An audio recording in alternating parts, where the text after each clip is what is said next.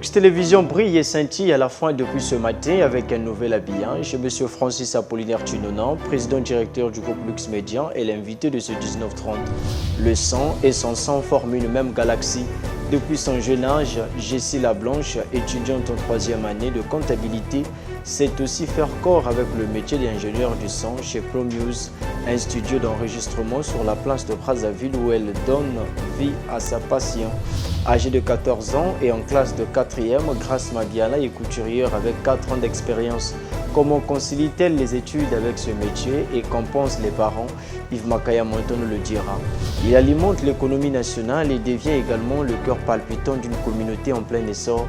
Le marché Tignambé 1 dans le 4e arrondissement, loin de l'île de Pointe-Noire, a attiré nos regards. Et puis à la tribune de la COP 28, le président de la République, Denis Sassou Nguesso, a invité à nouveau la communauté internationale à soutenir l'initiative sur la décennie mondiale de la forestation. Voilà le menu de ce 19h30, mesdames et messieurs. Merci.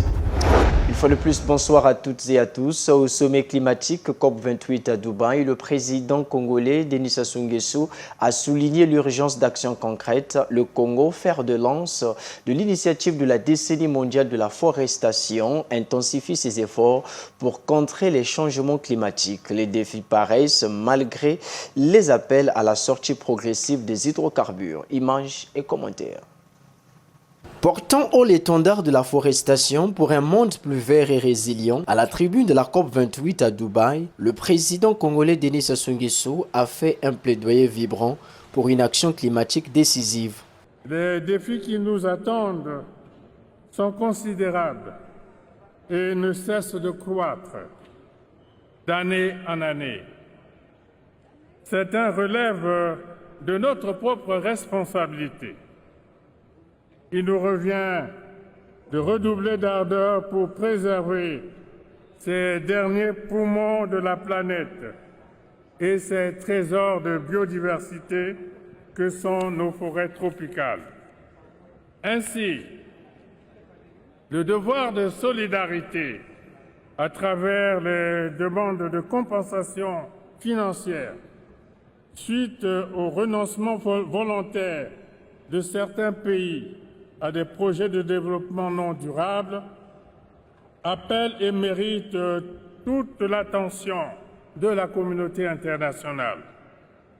C'est le juste effort de solidarité et d'équité qui incombe à tous les pays appelés à œuvrer ensemble pour une planète Terre plus sûre, à l'abri des menaces et autres effets néfastes des changements climatiques.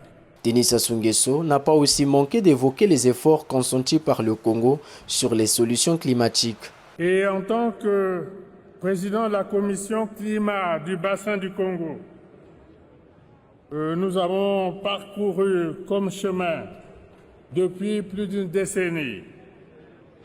Après l'accord de Paris, le rôle essentiel de nos forêts tropicales du bassin du Congo dans la régulation du climat a été enfin reconnu comme l'un des derniers poumons verts de la planète.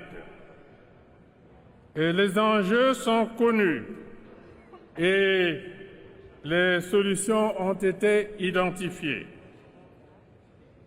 Préoccupés par la recherche de ressources durables pour financer la gestion des écosystèmes forestiers et la préservation de sa biodiversité, nous avons initié l'idée de la création du Fonds bleu pour le bassin du Congo dans le but de concilier la lutte contre les changements climatiques et le développement économique.